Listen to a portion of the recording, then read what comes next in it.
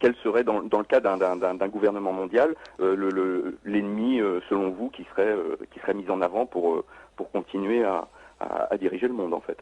Alors l'ennemi actuellement dans le cas du nouvel ordre mondial, c'est l'islam. L'islam parce que il représente, voyez-vous, j'évoquais tout à l'heure les problèmes de relations entre certaines communautés. Vous avez des musulmans qui posent problème, il ne faut pas se voiler la face, mais vous avez heureusement des musulmans qui ont un comportement tout à fait honorable et respectable. Et vous avez de la part du nouvel ordre mondial une opposition à l'islam parce que l'islam est encore la seule religion qui apporte un espoir pour l'au-delà.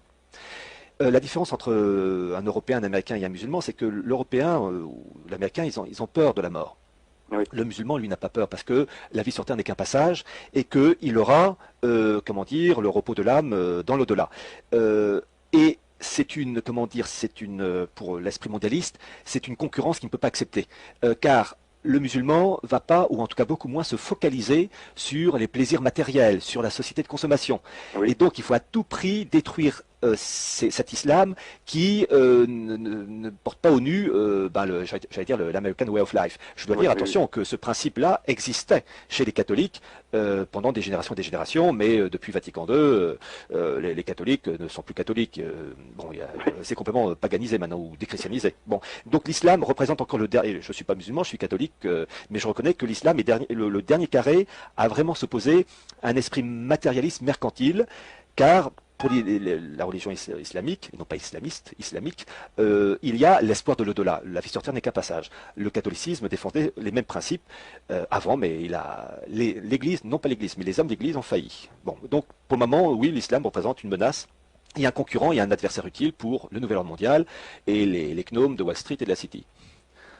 Donc en fait, d'après ce que vous dites, l'avènement je dirais le but ultime et l'arrivée de ce but ultime d'un gouvernement mondial ne pourrait pas se faire tant qu'on aurait une idéologie ou une religion qui permettrait en fait de donner une autre source d'espoir à l'homme que des simples instincts matériels basiques, quoi. Disons qu'il faut, dans l'esprit mondialiste, détruire toute forme de religion donnant un espoir surnaturel. Il faut araser tout cela. D'ailleurs, je rappelle, vous avez, et ça c'est archi officiel, dans mon livre La marche irrésistible du nouvel ordre mondial, j'ai présenté une carte du Proche-Orient aux frontières décomposée en fonction des critères ethniques et religieux. La carte est issue d'une revue militaire américaine qui date de 2006 sous la plume de Ralph Peters. Et en fait, Ralph Peters ne fait que s'inspirer d'autres, je pense à un islamologue qui est toujours vivant, très âgé, qui s'appelle Bernard Lewis, qui a composé aussi des cartes où tout ça c'est un peu remanié. Et dans son article, donc dans cette revue de mai-juin 2006, article intitulé Frontières de sang, il dit à un moment donné qu'il faut mettre en place, et je cite son expression, un Vatican de l'islam.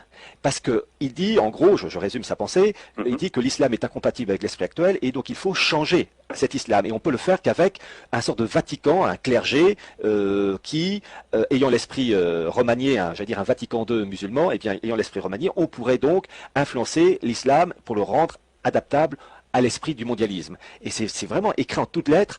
Et donc, ça a au moins l'avantage, c'est qu'on sait à quelle sauce on va être mangé. Alors, ils ont réussi avec le catholicisme, puisque je rappelle, Vatican II, c'est en fait la bascule. Avant Vatican II, l'Église catholique disait c'est au monde de s'adapter aux principes catholiques. Après Vatican II, c'est l'Église qui doit s'adapter au nouvel ordre mondial. C'est la fameuse encyclique Pacem in Terris de Jean XXIII jusqu'à aujourd'hui Benoît XVI.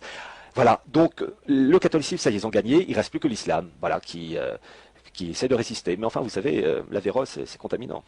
D'accord.